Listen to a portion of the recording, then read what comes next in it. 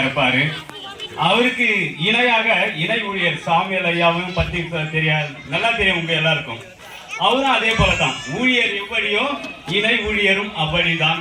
இரண்டு சிறப்பான ஊழியர்கள் கிடைக்க பெற்றிருக்கின்றீர்கள். இந்த ஊழியர்களை நீங்கள் பயன்படுத்திக் கொள்ளுங்கள். இந்த திருச்சபை இன்னும் பழுகி பெருக வேண்டும். 10 நாட்களாக படாத பாடுபட்டு பிள்ளைகளுக்கு பாடம் நடத்திய விடுமுறை விவிலிய பள்ளியின் ஆசிரியர்கள் மற்றும் டைரக்டர், வாலண்டியர்ஸ் அவர்கள் அனைவருக்குமே நன்றிகளை எடுத்துக் கொள்கின்றேன். ஏன்னா ஒரு குழந்தைய நம்மளால வீட்டில் வச்சுட்டு பார்த்துட்டு இருக்க முடியாது. அவங்க என்ன பண்றாங்க, எல்லா பிள்ளைகளும் இந்த 10 நாளுக்குள்ள கண்ட்ரோல் கேட்டு வந்து அவங்களுக்கு வேத வசனங்களை சொல்லி, பாடல் சொல்லி கொடுத்து, நடனத்தை சொல்லி கொடுத்து சிறப்பாக அதை அரங்கேற்றி இருக்கின்றார்கள்.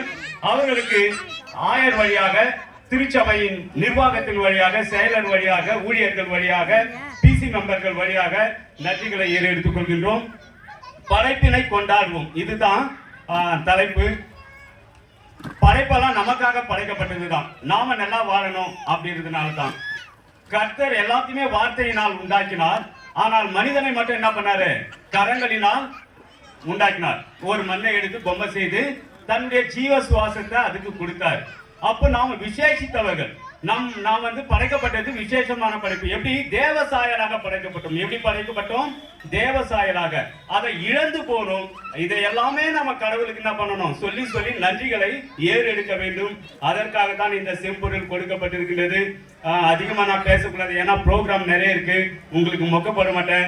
இந்த வாய்ப்பு கொடுத்த ஊழியர், இணை ஊழியர் மற்றும் இங்க கிளை சபையின் ஊழியர்கள் எல்லாம் இருக்காங்க. அவங்களுக்கு முக்கியமா சொல்ல போனா ராஜேஷ் அண்ணன் இருக்காரு, பாக்கி அண்ணன் இருக்காரு. அவங்களுக்கு நான் என்ன பண்றேன், மிஷினரி இருக்காரு, பைபிள் அம்மா வந்து இருக்காங்க.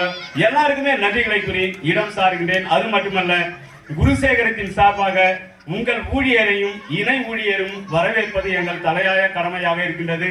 ஆகையால் உங்கள் திருச்சபையின் ஊழியர் குருசேகரத்தின் செயலாளர் அவர்களை வருக வருக என குருசேகரத்தின் சார்பாக